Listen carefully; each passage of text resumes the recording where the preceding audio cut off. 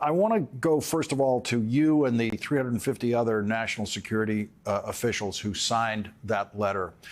What is at stake? What do you see, just on foreign policy terms, that is at stake in this election? Well, good evening, Lawrence. It's good to be back with you. I was proud to be among the 350 or so national security leaders of both parties who signed that letter.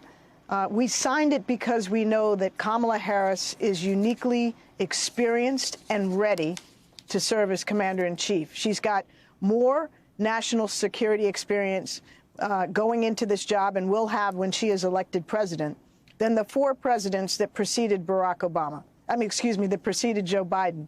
And her record is one that holds up in comparison to anybody else's. She's taken more than 20 foreign trips to 20 countries. She's met with more than 150 world leaders. She sat in the Situation Room and taken the presidential daily brief every day of this administration. And she's ready. And what you heard in her remarks following her meeting with Prime Minister Netanyahu were really pitch perfect and indicative of the kind of leader she will be as president. Ambassador Rice, it's so great to have you here tonight on foreign policy, but please come back, because you're one of the only people, this happens once in a generation, that someone is a high-ranking official on foreign policy and later on domestic policy in the White House. I think of Daniel Patrick Moynihan in the past, and I offhand cannot think of another one. And so please come back as often as you can on other issues. But as we concentrate on the foreign policy issues raised today, especially involving Israel, the Vice President talked about this two-state solution. Let's listen to the way she said that. I remain committed to a path forward that can lead to a two-state solution. And I know right now it is hard to conceive of that prospect, but a two-state solution is the only path that ensures Israel remains a secure, Jewish, and democratic state, and one that ensures Palestinians can finally realize the freedom, security, and prosperity that they rightly deserve. In the event that Kamala Harris wins, as new polls are indicating she is on track to do, when and if she is president-elect, how would you advise her to begin pursuing or to continue pursuing the two-state solution that Joe Biden has been pursuing? Well, Lawrence, first of all, this war has to end, and it has to end quickly with a ceasefire and the plan that the president laid out, the 3-stage plan that the vice president again reiterated. That's job one.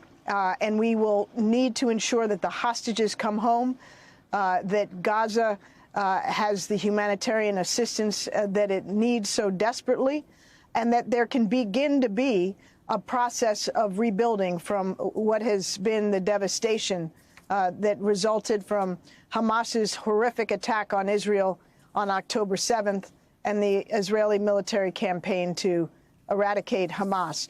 So first and foremost, we need to put to bed this conflict and begin the process of rebuilding. We need a Palestinian leadership in Gaza and the West Bank that is capable, technocratic, and reflects fairly the will of the Palestinian people. And when those elements begin to get in place, then we are in a position to begin to proceed towards what is so necessary and long overdue, which is a two-state solution. But, you know, that, as the vice president said today, that is not something that we can realize immediately, and many people view it as more remote a possibility than ever before. But it has to be clearly our goal and intent. It has to be something that both sides are committed to.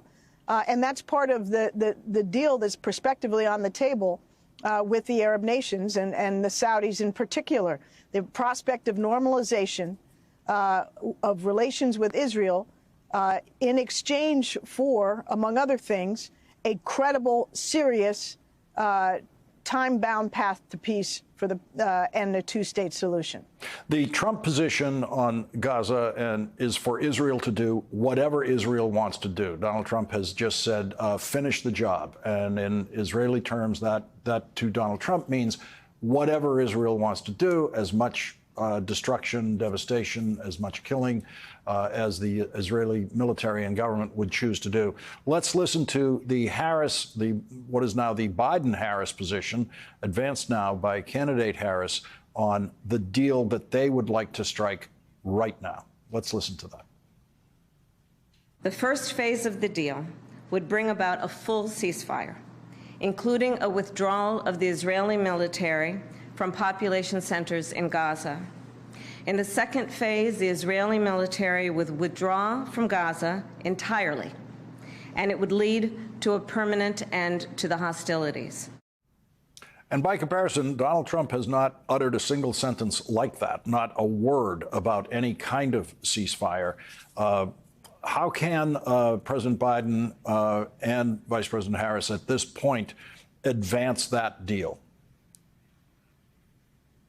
Well, they have to make very clear, as I'm sure they did today to Prime Minister Netanyahu, two things. One, that the patience of the world, the United States and the international community for an endless war is over.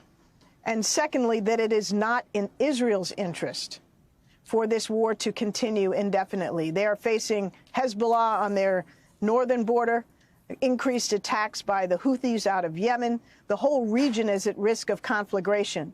And the best possible way to secure Israel, return the hostages, and reduce the tensions in the region and the risk of a wider war with Israel fighting on multiple fronts is to achieve this deal now with Hamas.